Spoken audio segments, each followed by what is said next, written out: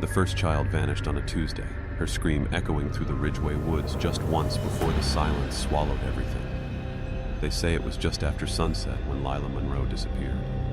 She'd been chasing fireflies by the tree line, barefoot, giggling, her parents sitting only yards away at the picnic table in Pine Hollow Park. One moment she was there, bright dress fluttering like a candle flame in the dusk. The next, she was gone. No rustling, no sound of struggle, just a short, piercing scream that froze every adult in place, and then nothing. They searched, of course. The sheriff, a few deputies, even some hunters with dogs. The woods weren't that big, they said. She had to be close, but the trees swallowed their shouts, muffled their calls. It was like they were yelling into a dream. The dogs refused to go past the tree line. One whimpered until it vomited. The other broke free and ran all the way back to town. They found Lila's stuffed rabbit a day later, hanging from a branch 12 feet high, still warm with her scent. But no footprints, no broken branches, no sign of struggle, no Lila. It should have been front page news, but in Ridgeway, it was page 3, just below the pie baking contest, and an article about raccoons in the church attic. Emily Harper read the article 3 times. She had just moved to Ridgeway, the new school teacher, new to small towns, new to shadows that watched from the woods.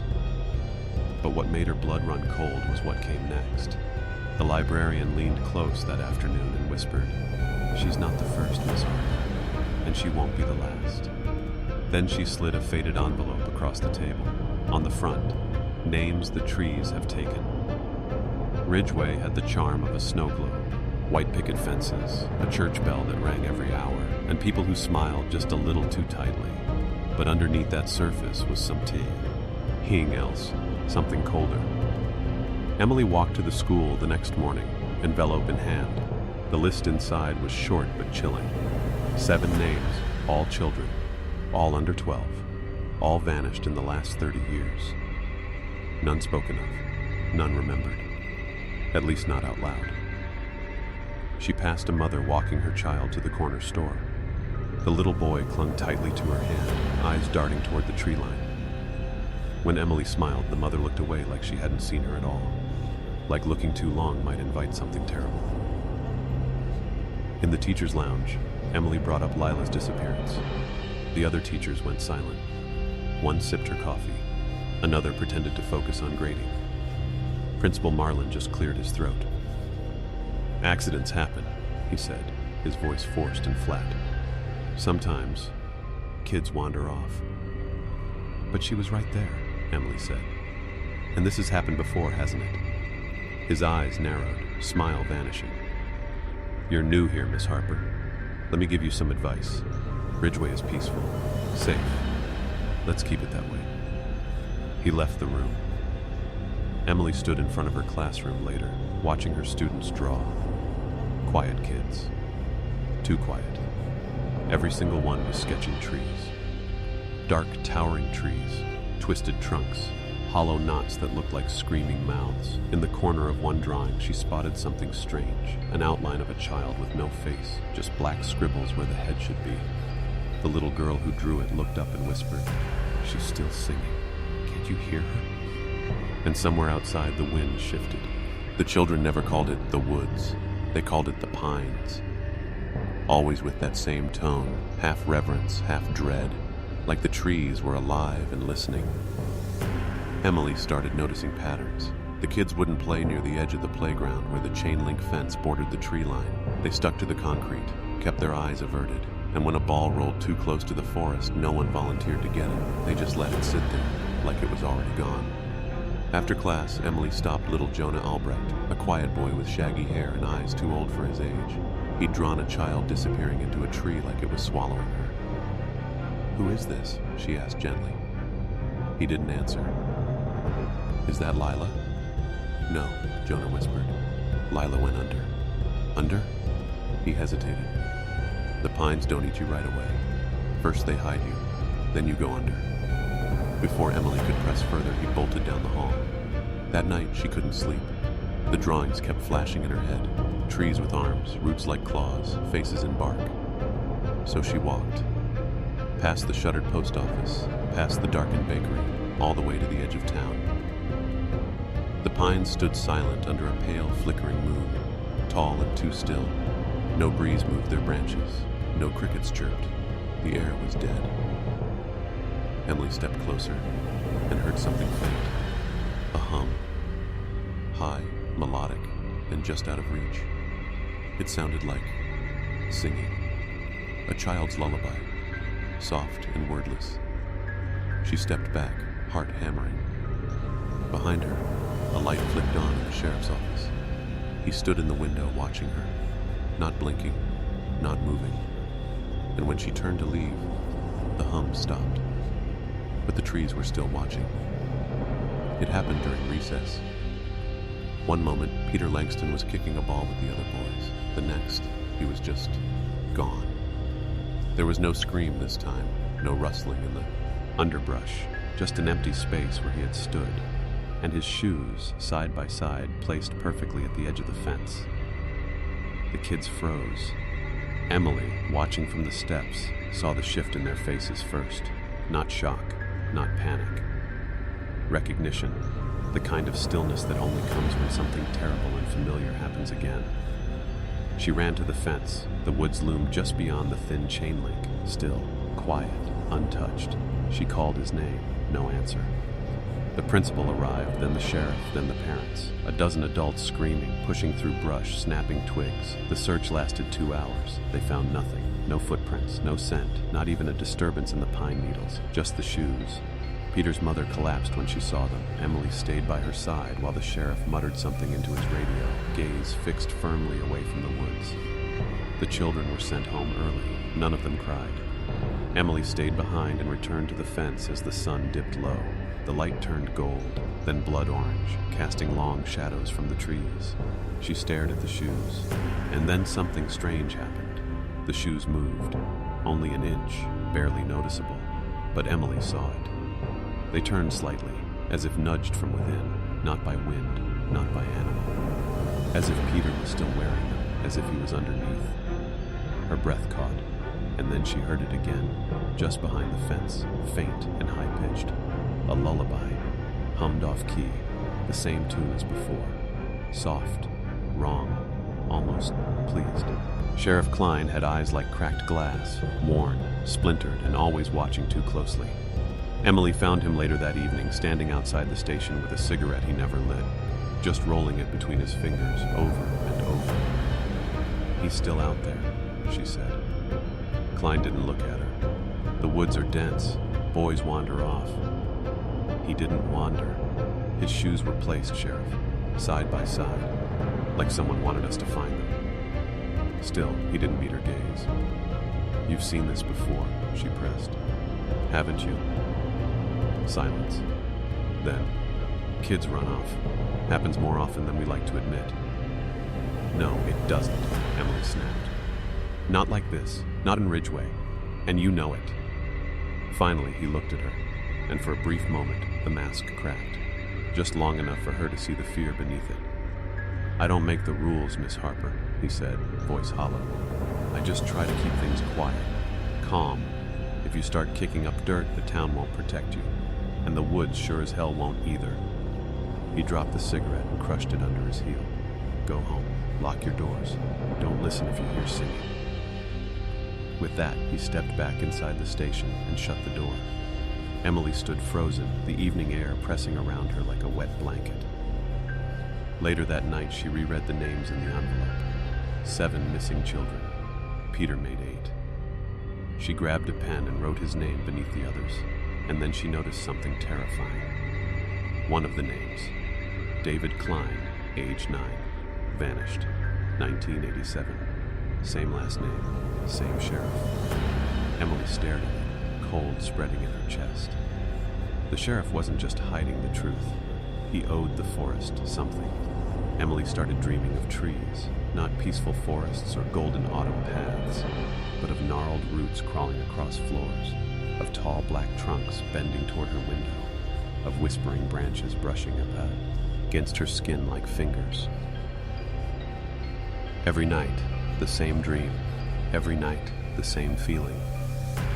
Something was watching her. She kept the curtains closed, but the pressure didn't stop. The sense that eyes, deep, patient, ancient, were studying her movements, waiting. By morning, the feeling clung to her like a film of dust. She tried to shake it off, went to school, taught lessons, graded spelling tests. But the children were different too, quieter. Their drawings had changed, less colorful, more frantic. Trees now bled red from their knots. Black shapes hid behind trunks. One child, Lucy, drew a picture of Emily herself, standing alone in front of the pines with dozens of small figures peering from between the trees. Faceless children, all holding hands. Emily asked her about it. "That's you," Lucy said simply. "When you go." "When I go where?" Lucy didn't answer, just looked at the window behind Emily. That night, Emily walked home quickly, clutching her coat. The air was cold and wet, the wind sharp with pine sap and decay. When she reached her porch, she paused. Something had changed.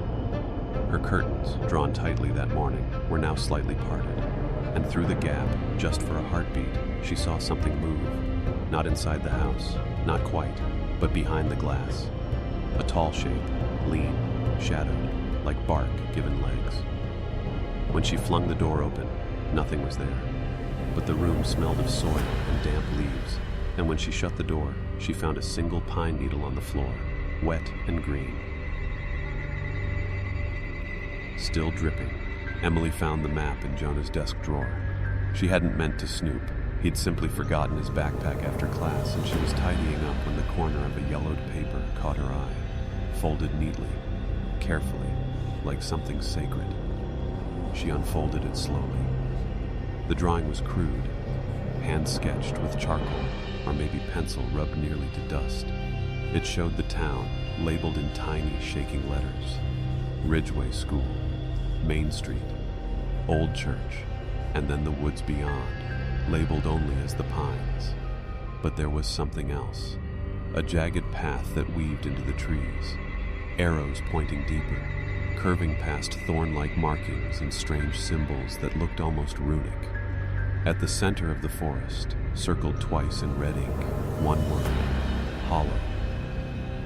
That night she found Jonah sitting on the swings, alone after sunset. "You left this," she said, handing the map to him. He didn't take it. "I didn't forget it," he said softly. "I wanted you to find it." "Why?" Jonah looked at her, really looked. "Because it's your turn." "My turn for what?" He hesitated. "To walk the path." Emily crouched beside him. "Jonah, what's the hollow?"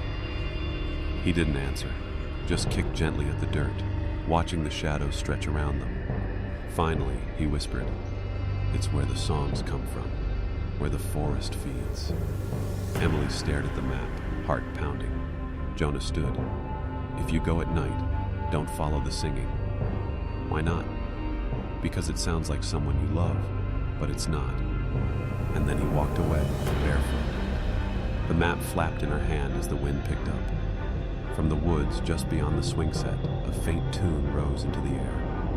A lullaby, soft, familiar, calling her name. Emily didn't mean to follow the map, but by morning it felt like it had followed her. She woke with it spread across her kitchen table, though she'd left it in her coat pocket. The red circle around hollow seemed darker, as if freshly inked. The lines shimmered faintly, like they'd been drawn into the paper with something that wasn't quite ink. Maybe something older, darker. She couldn't stop thinking about it, not during class, not during lunch. The map burned in her mind like an itch she couldn't reach. By dusk, she caved. She slipped into her hiking boots, packed a flashlight, and took the back trail toward the pines. The trees greeted her like old, cold friends, tall, unmoving, and silent. No birds, no wind, just the crunch of leaves beneath her boots and the sound of her own shallow breathing. She followed the jagged trail from the map, and the deeper she walked, the stranger the forest became. The trunks twisted in impossible ways, bark split open like wounds, roots coiled across the ground like veins. The air grew dense, syrupy, thick with the scent of rot and something metallic, like rusted coins. Then she saw it, A small clearing. At the center, a shallow pit, half covered by pine needles and dead leaves. Something jutted from the soil. She knelt and pulled at it gently. A child's backpack, torn, faded, the zipper rusted. Inside, she found a tiny pink shoe, a waterlogged notebook filled with shaky crayon drawings, and at the very bottom, wrapped in cloth, was a cracked plastic name tag, Lila Monroe. Emily sat back, trembling. The ground beneath her hand was damp. She raised her fingers to her nose. Blood. And it was still warm. Emily ran. Backpack clutched tight to her chest, heart hammering, bloodied fingertips numb with cold. The trail behind her twisted. Branches that hadn't been there before now clawed at her coat. Roots curled under her feet like traps, rising just enough to trip her. She didn't scream, afraid the forest might answer. Every direction felt wrong. Every tree looked the same, and the map, now folded in her pocket, was no use. The red-marked trail had vanished. Only the trees remained, dense and staring. The forest pulsed with something alive and angry. The air was wrong too, heavier, wet with breath. It didn't feel like she was outdoors anymore. It felt like she was inside something, moving deeper into its throat. Then, crack. A noise ahead. Not an animal. Something slow, shifting. She froze. 30 feet away, a man stumbled out from behind a tree, shirt torn, beard wild, one eye swollen shut. His body was scraped with thorns, and one arm hung uselessly at his side. "Help!" he croaked. Emily rushed toward him. "Are you okay? Were you in here long?" He looked up at her, eyes clouded. 2 days, he muttered. "I came in to hunt." His voice dropped, trembling. But it was longer. He held out a wallet. Inside was his driver's license. Date of birth, 1963. He looked barely 40. That should have made him over 60. "I didn't hear them at first," he rasped. "Then I heard my daughter's voice. She's been dead 20 years. He shook his head slowly, tears lining his dirt-caked face. "They know your name now," he said. "They won't let you leave." Behind them, the trees groaned, deep, low, like wood stretching against bone. Emily turned back to the path, but the way out, it was no longer there. They followed the only path the trees allowed. The hunter limped beside her, silent, glancing over his shoulder every few steps. Emily's flashlight flickered, even lower. With fresh batteries, something in the pines didn't like light. Eventually, they reached the edge of a dried-up stream bed, and then came the sound. A soft hum. It rose like mist from the ground, barely audible at first, then swelling into a strange, hypnotic melody. Dozens of voices, childlike but hollow, off-key, staggered, a lullaby with no words. The hunter fell to his knees.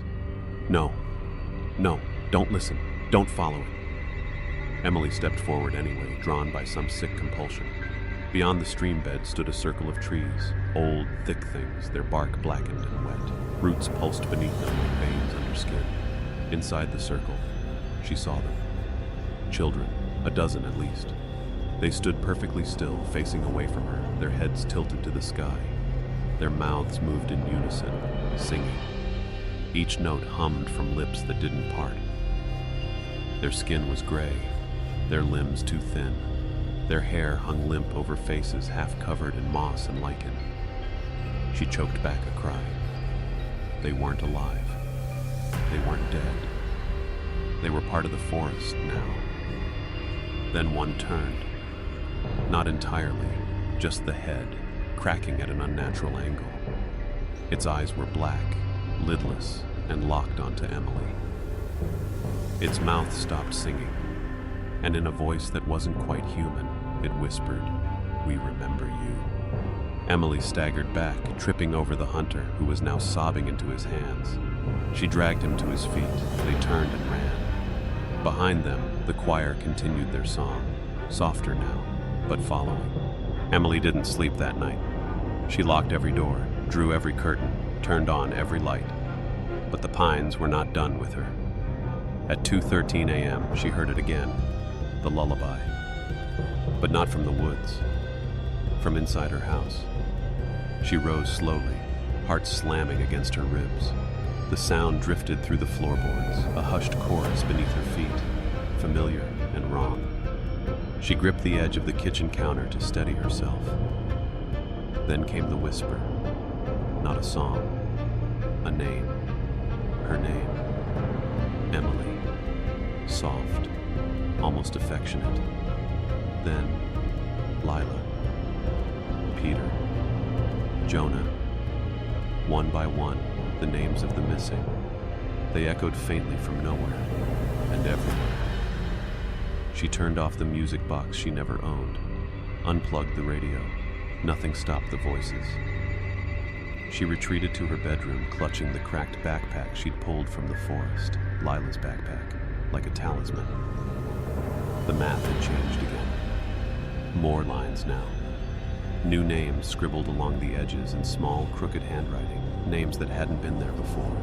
Jonah, Lila, Peter, and one more. Emily Harper, written over the red circle marked Hollow. She tore the paper, flung it across the room, but the voices grew louder. Outside, the wind kicked up, rattling branches against the window. But it wasn't the trees. Something scraped the glass, a sharp tapping, then a finger, long, bark-colored, too many knuckles. She screamed and pulled the curtains. Nothing there. But when she looked down, she saw it on her windowsill. A row of pebbles, carefully arranged to form one word. Come. And beneath them, lying gently in the moonlight, was a child's baby tooth, wrapped in moss, still warm. Morning brought no comfort.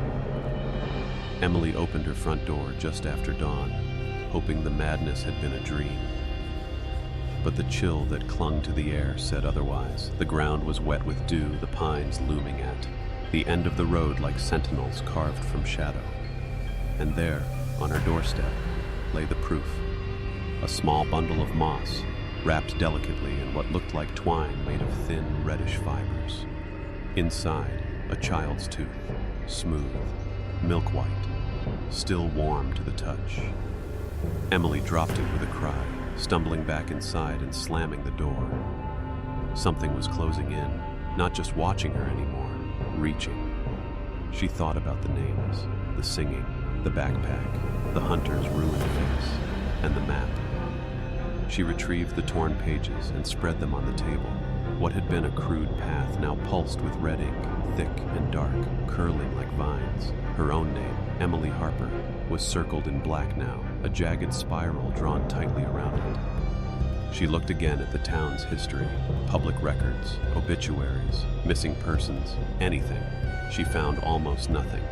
No articles on Lila, no official record of Peter, nothing on David Klein, Sheriff Klein's supposed son. Every name in the envelope had been quietly erased. Except one, Jonah Albrecht, still enrolled, still living at home, still attending school. The only one who had seen the hollow and come back. That night, Emily drove through Ridgeway's empty streets, past flickering street lamps and boarded windows. She parked 2 blocks from the Albrecht house. The lights were off. She knocked. No answer. She called out, "Jonah?" A sound came from the woods behind the house. Faint, almost sweet. A voice humming. Her lullaby. The old library smelled like dust and forgotten secrets. Emily pushed open the creaking door, hoping to find answers between the yellowed pages. Mrs. Harker, the librarian, greeted her with wary eyes. "Looking for something specific?" Emily hesitated. "I heard you knew Miss Monroe, the teacher before me." Mrs. Harker's face tightened. She was a good woman, too curious for Ridgeway's comfort. From beneath the counter, Mrs. Harker pulled a battered leather journal, its spine cracked and pages worn thin. "Read this," she said, voice low, "but be careful what you wish for." Emily settled into a corner, flipping the journal open. The handwriting was neat, but frantic. Entries about children disappearing, strange sounds in the pines, and warnings scrawled like desperate prayers. One passage stood out. "The pines are alive, They watch, wait, and take. We cannot fight them. We can only hope to appease. Another entry spoke of a pact made long ago between the town's founders and something ancient beneath the forest floor. Emily's fingers trembled. The journal ended abruptly, the final pages smeared with something dark and sticky. She looked up. Mrs. Harker was gone. But in her place, on the desk, lay a small carved figure, wooden, twisted, and shaped like a child with hollow eyes. Emily clutched it tightly, feeling the weight of Ridgeway's darkest secret pressing down on her. Emily sat in the school's dark room, a place most had forgotten existed. She sifted through old yearbooks and photographs, hoping to find a clue. But every photo of the missing children was strange, faces scratched out, blurred beyond recognition. In some, the children appeared translucent, as if fading from existence. In others, entire groups had gaps where kids should have been. She found an album labeled Class of '87. Flipping the pages, she paused on a group photo. Every child smiled, except for one, David Klein, the sheriff's missing son. His face was entirely missing, a clean white space where a head should have been. She traced her finger over the empty spot. Her heart thudded. The same year Peter's father claimed his boy vanished, and then she saw something worse. A small photo tucked between pages, an old, grainy shot of the forest. Shadows moved behind the trees, shapes that shouldn't be there. A child's hand reached from the darkness. Emily swallowed hard. The pines remembered, and they erased the proof. Emily stood at the edge of the pines, the map clenched tightly in her hand. The night was thick, the moon a thin crescent barely lighting the way. The jagged path from the map beckoned her, twisting between ancient trees that loomed like silent sentinels. Her breath puffed white in the cold air as she stepped inside. The forest seemed to swallow her whole. Branches reached out like fingers, brushing her coat and whispering secrets she couldn't quite hear. The scent of damp earth and decay filled her lungs, sticky and heavy. Every step was slower, heavier, as if the trees themselves were holding her back. The ground beneath her feet grew soft, almost sponge-like. Roots wriggled just beneath the surface, twitching with unseen life. She reached a clearing. The air was unnaturally still. In the center, a gaping hollow in the earth yawned wide, rimmed with twisted roots and soaked with dark soil. From its depths came the faintest sound, a slow, rhythmic thumping, like a heartbeat. Emily's fingers brushed the earth. It pulsed, warm, alive.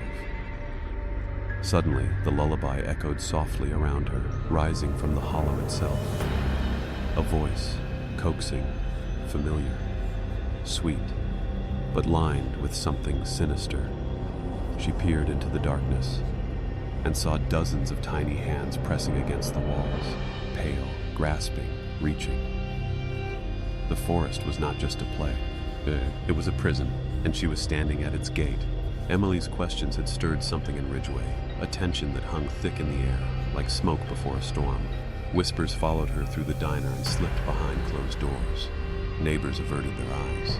The smiles she once saw now felt brittle, forced.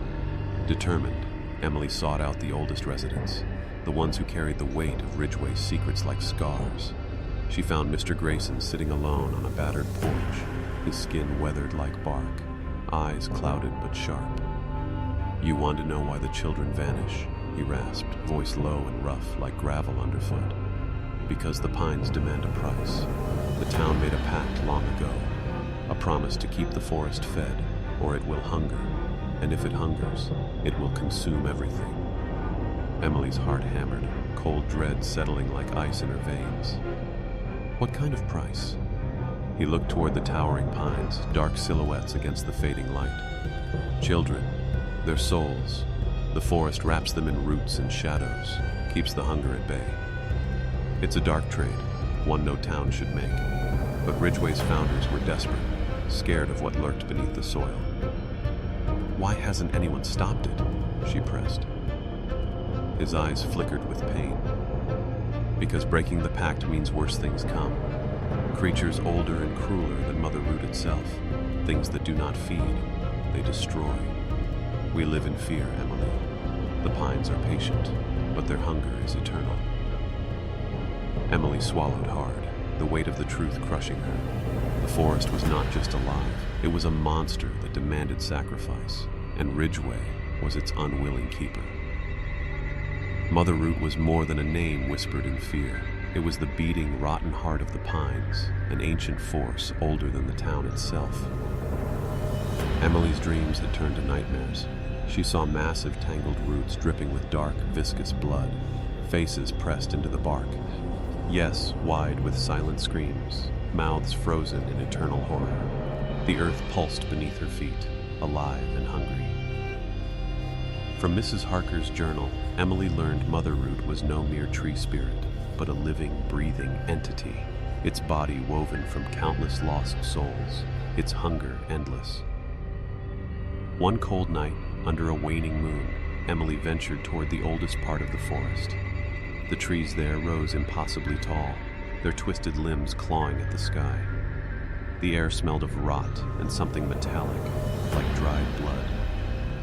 In a clearing, she found it, a monstrous tree split open like a wound. From the gash, a sick red glow pulsed rhythmically, as if the tree itself was breathing.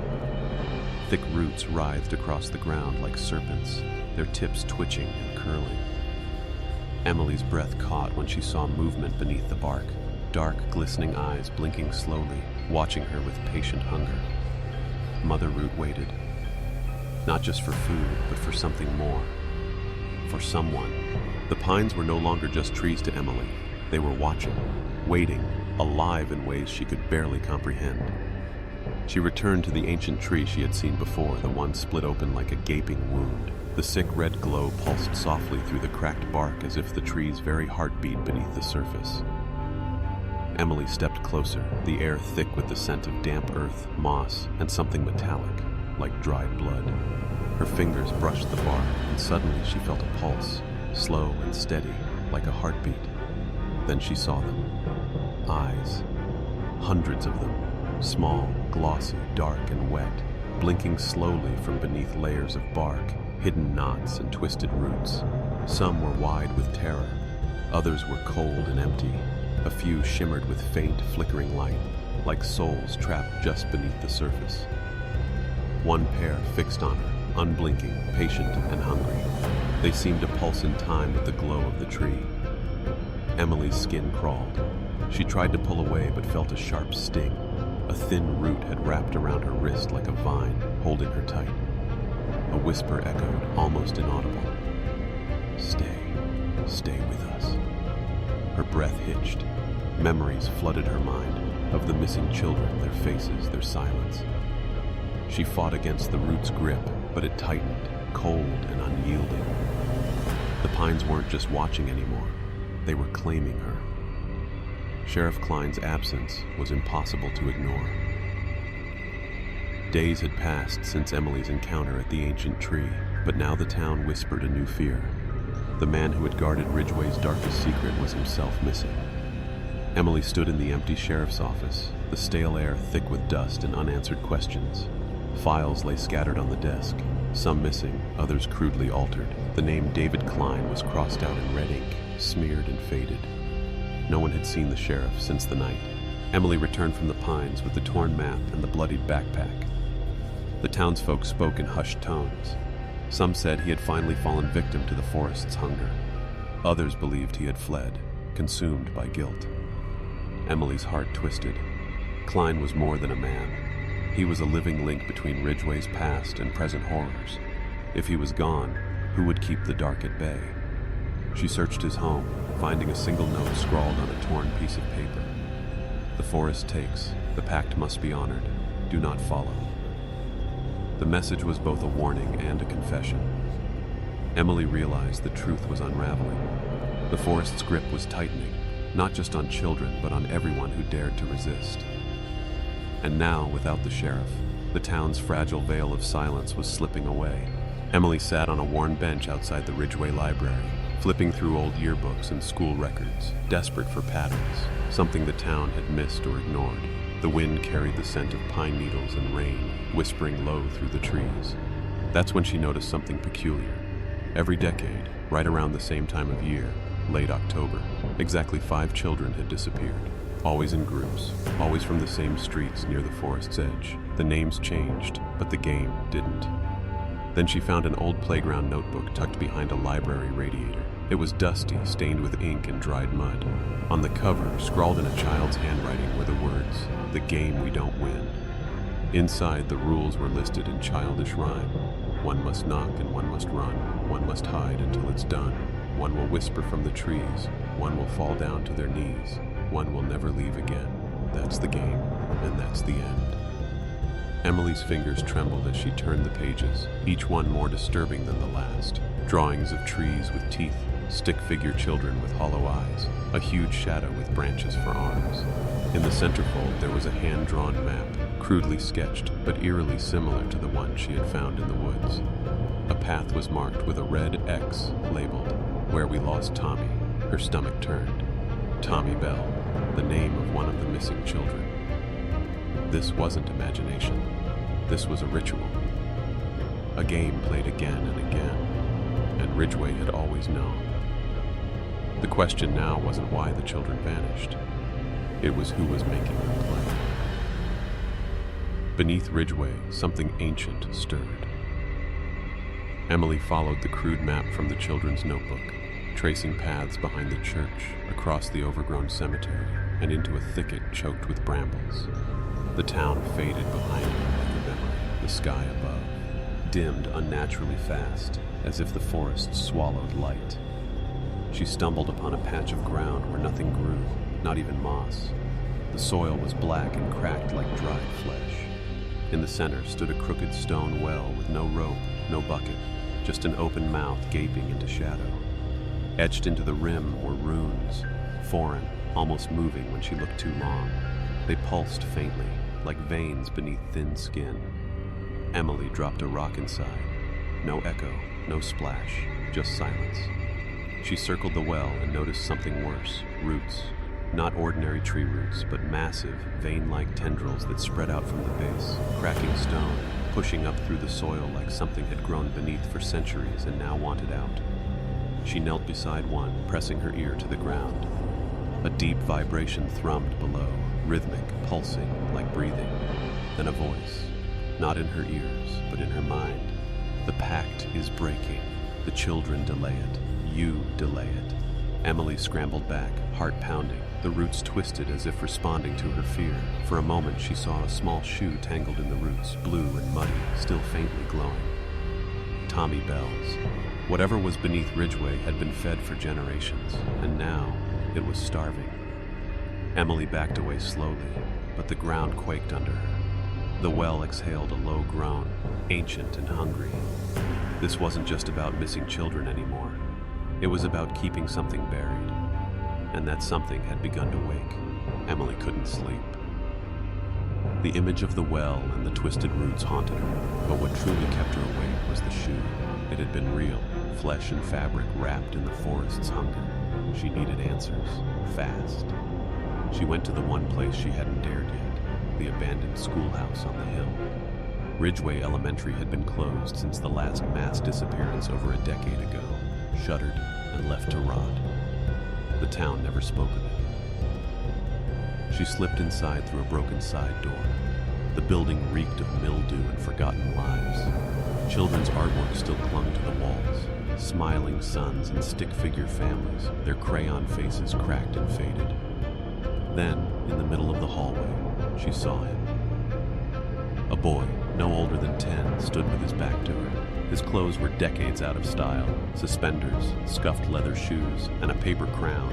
His skin flickered like heat rising from asphalt. "Hello?" Emily whispered, barely daring to breathe. He turned. His face was charred, cracked like old bark. Empty sockets stared back, and from his mouth, black smoke hissed out like steam from a kettle. He took a step forward. Wood creaked and scorched beneath his feet. Emily froze. The boy raised one hand and pointed to a nearby classroom door. It read, "Room 7, Mrs. Harlow's class." Then he burst into flame, silent, engulfed, and disappeared without a sound. Emily rushed to the door, heart racing. Inside, dust coated every desk. But on the chalkboard, freshly written in jagged white chalk, were the words, She showed us the door. He held it open. Now it won't close. Emily's hands trembled.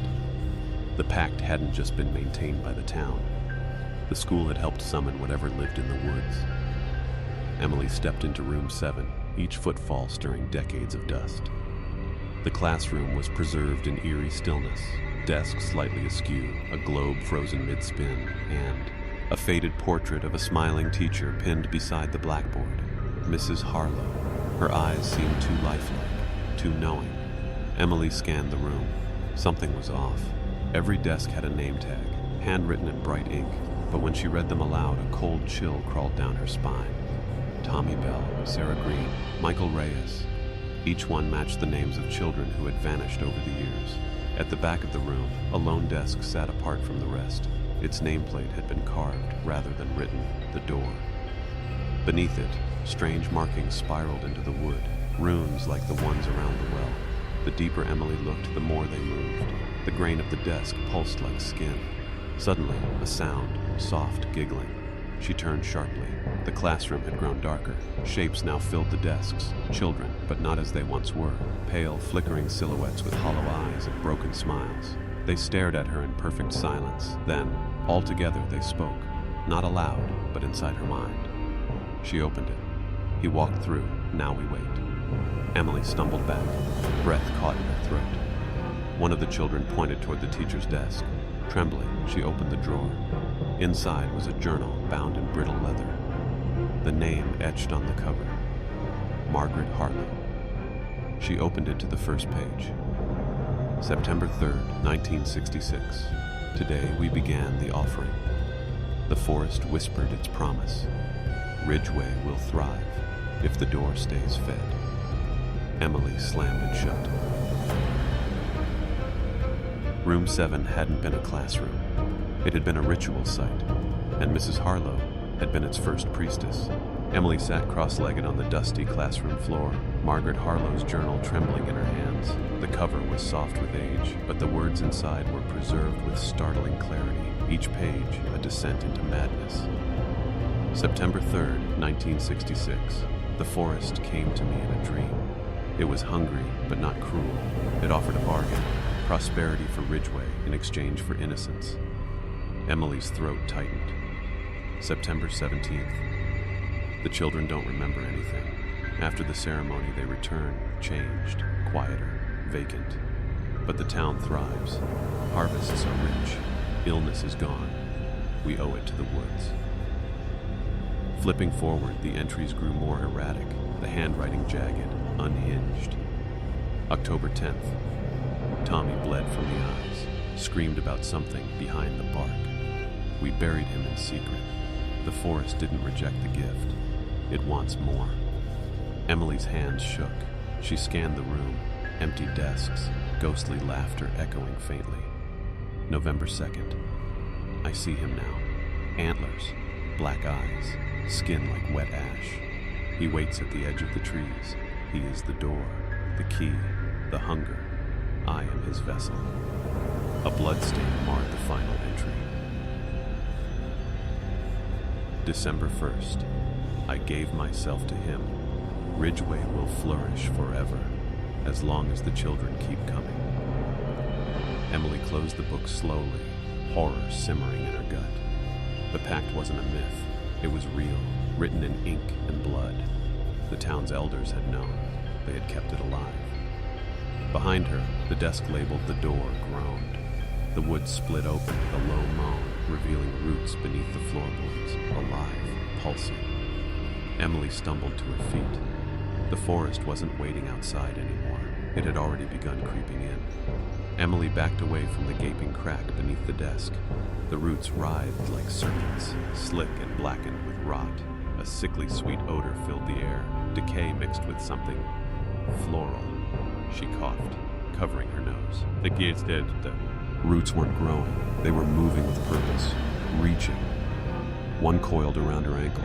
She shrieked, stomping, trying to shake it loose. It burned like ice and fire at once. She grabbed a broken chair leg and slammed it against the root. It hissed and recoiled, retreating into the shadows below. Panting, Emily turned to run, but the classroom door slammed shut. Then came the whispers, hundreds of voices overlapping. She sees too much. She read the book. She knows the pact. The chalkboard cracked down the center, revealing a mural hidden beneath.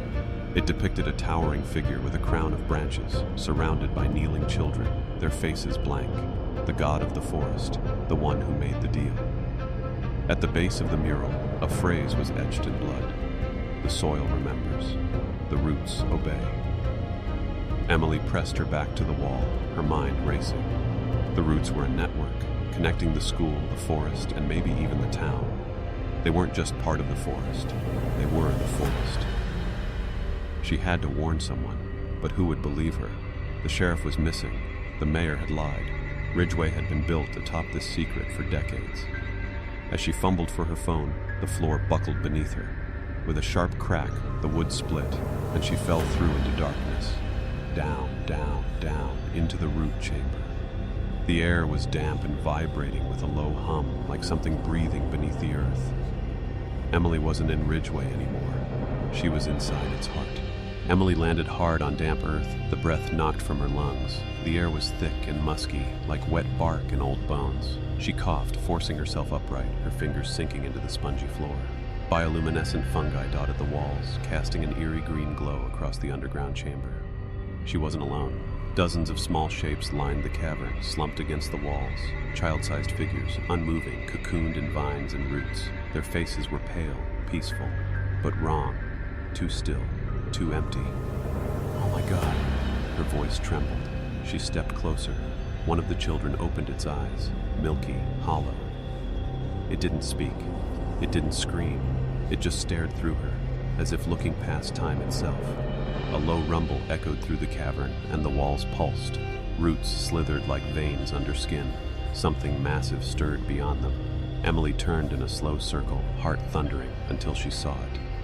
At the far end of the chamber was a throne of bone and moss. Sitting atop it, unmoving, was the forest god. Its antlers stretched into the cavern roof. Its skin was bark and shadow, cracked with glowing sap.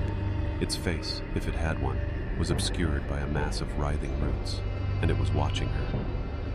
Suddenly, all the children opened their eyes at once. Their mouths moved in unison, a whisper rolling like wind through the cavern. You read the journal. You know the truth. You are the next offering.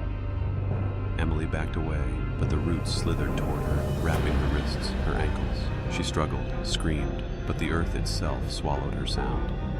Above her, the forest god stood. The chamber was no longer still. It had begun to feed. The roots hoisted Emily into the air like a marionette, suspending her above the forest god's throne. Her limbs were stretched wide, her skin burning where the vines touched. She thrashed, but they only tightened.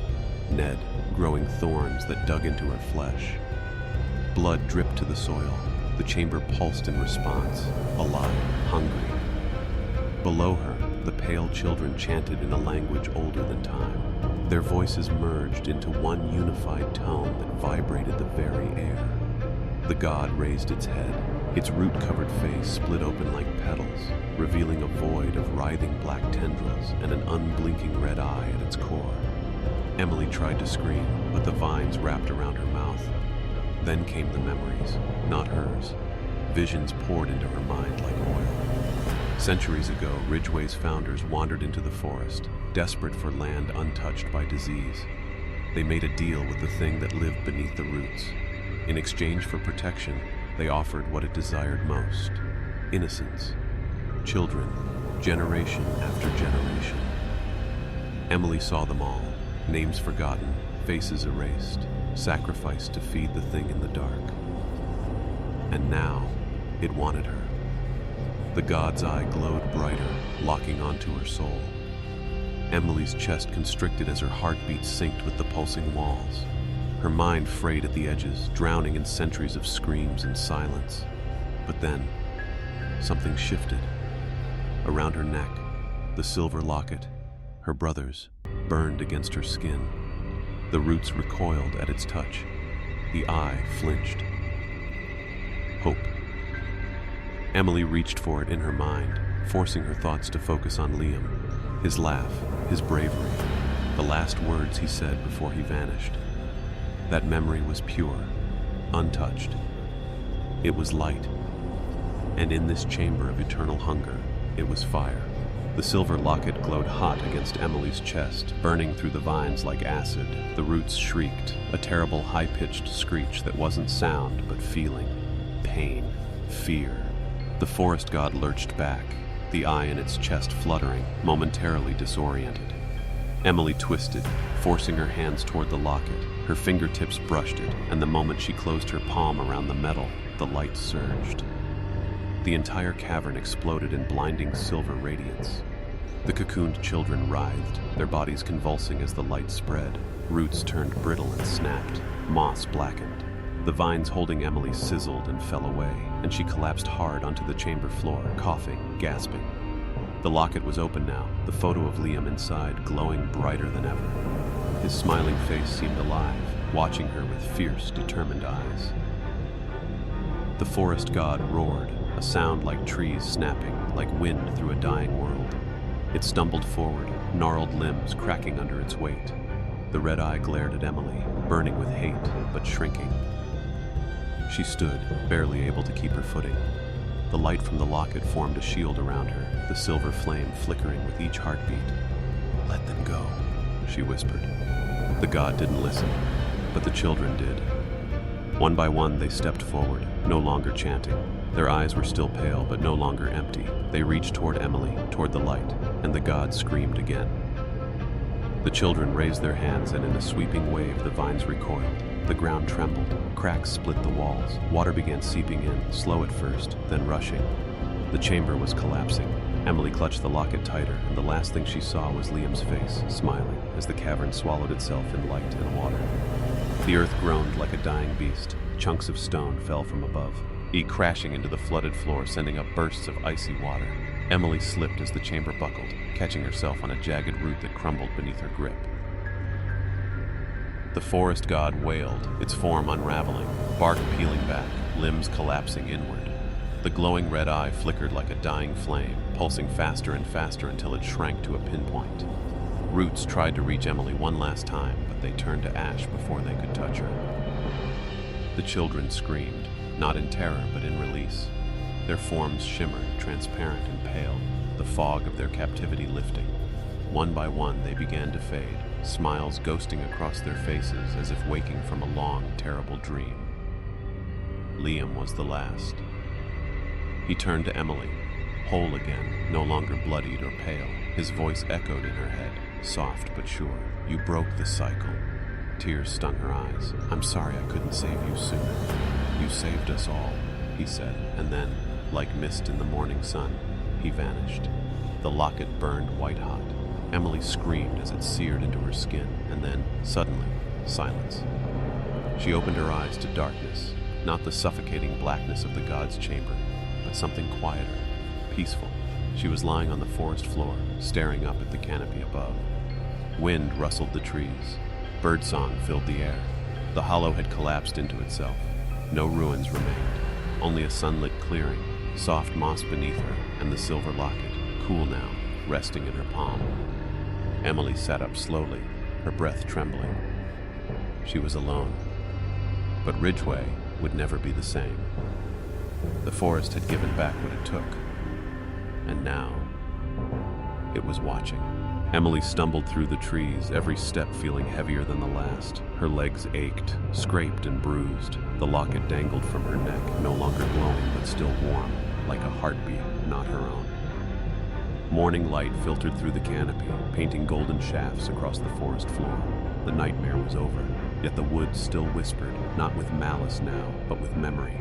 It had seen everything. It remembered. She emerged from the trees into Ridgeway, blinking against the brightness. Her house stood just as it always had, weathered, quiet, and whole. But something was different. The air no longer carried the thick dread she had known for years. It smelled of pine, fresh earth, not rot. Her neighbors were gathered in small groups. Sheriff Dunley stood at the edge of the street, jaw slack, eyes wide. When he saw her, his mouth moved, but no words came. People turned, gasps, whispers, and then someone ran. Her mother. Tears streamed down her face as she wrapped Emily in a crushing embrace. "You came back," she sobbed. "You're alive. You're alive." Emily held her tighter. voices, children's voices. Emily turned and froze. Dozens of children stood on the edge of the trees. Some she recognized from missing posters. Others looked like they belonged to another time. Muddy clothes, hollow eyes, but they smiled. Then one by one they faded, dissolving into sunlight, into memory. Ridgeway's ghosts were leaving, and with them, the curse. The townspeople stared in stunned silence. No one spoke. But something had shifted, like the whole town had been holding its breath for generations, and finally exhaled. Emily looked at the locket. The forest had taken. But now, it had given back. The Ridgeway Gazette ran a single front-page headline the next day. Children return, then vanish. And one had a logical explanation. The town was buzzing, half in awe, half in denial. Some said it was mass hysteria. Others whispered about miracles. But the older folks, those who'd lived through years of loss, didn't question it. They just cried. Emily sat on her porch, watching the woods. Her wounds were healing, but sleep hadn't come easily. Each time she closed her eyes, she saw the forest god collapsing, its screams echoing in her mind. But beneath the horror, something else lingered: peace. She wore the locket always now. It pulsed faintly, like it still held something inside. She didn't know if it was protection or a warning. Sheriff Dunley came by that afternoon. He didn't speak for a long while, just stared out at the trees with a cigarette trembling between his fingers. "My niece was one of them," he said eventually. "Kara. She was 5 when she vanished." Emily nodded. "I saw her." His eyes welled up, but he said nothing else. Just reached into his pocket and handed her a folded piece of paper. A sketch, her drawing, the map to the hollow. "Burn it," he said. "No one else needs to go back." That night, Emily lit a match. Flames licked the edges of the paper, curling it into ash. But even as it burned, she knew the forest remembered. Some things can't be buried forever. In the weeks that followed, Ridgeway changed. The woods no longer swallowed children, but the air still felt thick with watching eyes. A new sign stood at the trailhead now: "Keep out, for your own good." And only a few would ever know just how close the town had come to being lost, forever. The trees looked different now, older, quieter, but never truly silent. Emily returned to the woods only once, a week after the children vanished and the curse lifted. Not to explore, not to tempt fate, just to understand. She walked the trail slowly, eyes tracing the bark of every tree, each gnarled trunk a scar in the earth. The forest still breathed, but it no longer threatened. It mourned. At the edge of the hollow, she stopped. Where once the earth had cracked open like a hungry mouth, now moss had crept in, soft and green. The stones that circled the hollow had sunk deeper into the ground, as if trying to forget their purpose. The ancient altar had crumbled, vines curling around its base. She knelt down and placed her hand on the soil.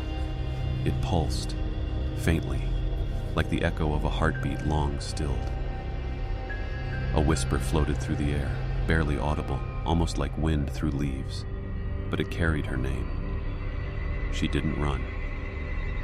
"I know you're still here," she whispered, "but I'm not afraid anymore." Behind her, footsteps. She turned sharply. It was Oliver, but different. His eyes were still hollow, but the darkness inside them had lessened. He wasn't a child, nor quite a ghost. Something in between. He didn't speak, just looked at her, and smiled. Then he reached out, touching the bark of a nearby tree. It shimmered slightly, like the surface of a still pond. With a final glance, he stepped into it, vanishing without a sound. Emily stared at the spot for a long time. The forest hadn't just taken lives, it had preserved them, hidden them away beneath bark and shadow. And maybe, just maybe, it still was. But this time, not in anger. That night, Ridgeway dreamed. Everyone. Old farmers, restless toddlers, teenage lovers, and grieving mothers all shared the same vision. A forest lit by cold silver light. Children standing in a circle, hands clasped, eyes closed. Said. Their lips moved in unison, though no sound emerged. At the center of the circle stood a tree unlike any other. It pulsed with veins of gold beneath dark bark. Its branches twisted into the sky like desperate fingers. Hanging from one of them was the old wind chime from Emily's porch. No wind, but it rang, slowly, hauntingly. Emily jolted awake, breath sharp, drenched in sweat. She wasn't alone. The forest loomed outside her window, even though her house sat a half-mile from the tree line. Branches reached farther than they should. Leaves tapped the glass like skeletal fingertips. She rose, lured by something between fear and duty. Slipping on her coat, she stepped outside barefoot. The ground was wet with dew, cold against her skin. A thin mist threaded the air. The woods were calling again. But not with hunger. This time, with memory. She reached the trailhead and stopped. The sign still stood. Keep out, for your own good. But below it, carved fresh into the post, was something new. We are still here. Emily's breath caught. Behind her, a breeze stirred. The trees rustled. No, whispered. She didn't understand the words, but she felt them deep in her chest. A promise, a warning, a presence too ancient to ever truly die. The hollow had changed. It remembered pain. It remembered sacrifice. And now, it remembered Emily. She turned and walked away, never looking back. But as she reached her porch, the wind chime rang again. Soft, slow, like a lullaby sung to the dark. And the forest listened. Emily couldn't sleep. The wind chime clinked softly outside her window, though the night was still. Each note rang like a question she couldn't answer. She sat in bed, clutching the journal she found beneath the old altar. Its pages brittle, ink faded. It belonged to Clara Whitmore, the woman accused of witchcraft centuries ago. The woman the town burned, whose screams still echoed in Ridgeway's blood. One line haunted Emily most. They took my daughter into the hollow. If I cannot bring her back, I will join her in the bark. Emily closed the book. The truth wasn't buried in the past. It was alive, breathing, watching, and waiting. She knew she couldn't run anymore. Pulling on her boots and coat, she stepped outside, flashlight in hand. The forest loomed larger than ever, not in size, but in weight. It wasn't just trees anymore. It was memory, regret, wrath. With every step deeper into the woods, the air grew colder. Leaves no longer crunched beneath her feet. They dissolved. The flashlight flickered, then died. But she didn't turn back. She reached the hollow. It was glowing faintly now, bathed in a pale, pulsing light. And there, at the center, stood the tree. Its bark shimmered. From within its base, she saw faces. Children. Dozens. Not screaming, not begging, just waiting. Oliver stepped forward from the shadows. You came, he said softly. I had to. He reached out his hand. Emily hesitated only a moment before taking it. And then, together, they stepped into the tree. There was no pain, no fear, only stillness. A breath held forever. A forest remembering its sins and swallowing them whole. The hollow is silent now. The townsfolk say the children vanished all at once. No trace, no sound, not even footprints in the mud. Just a sudden stillness, as if the forest had exhaled after holding its breath for a century. Emily was never seen again. But Ridgeway changed. The woods no longer whispered. The trees, once gnarled and grasping, stood straighter as if relieved. Deer returned. Birds sang, but no one celebrated. Not really, because they knew something had been taken, and something had been given in return. One foggy morning, a little girl appeared at the edge of town. She wore a faded yellow raincoat and no shoes. Her hair was tangled with pine needles, her cheeks smudged with earth, but her eyes were ancient, far too old for a child. Sheriff Knox found her sitting on the steps of the shuttered elementary school. When he knelt and asked her name, she spoke in a soft, distant voice. "Emily." He blinked. "Emily what?" But she didn't answer, just smiled faintly and stared past him, toward the woods. They took her in, of course. The town had to, but no one knew where she came from. No records, no missing child reports, no family. And every night she stands by her window, staring toward the forest. Sometimes she hums. A song Ridgeway hasn't heard in generations. And when the wind picks up, the trees seem to sway in rhythm, listening, remembering. Because Ridgeway is quiet now, but not safe. The hollow sleeps, yes, but dreams too. And dreams remember. The girl in yellow never grows older, and the forest never forgets its bargains. Somewhere beneath the roots, the real Emily watches, and she is not alone.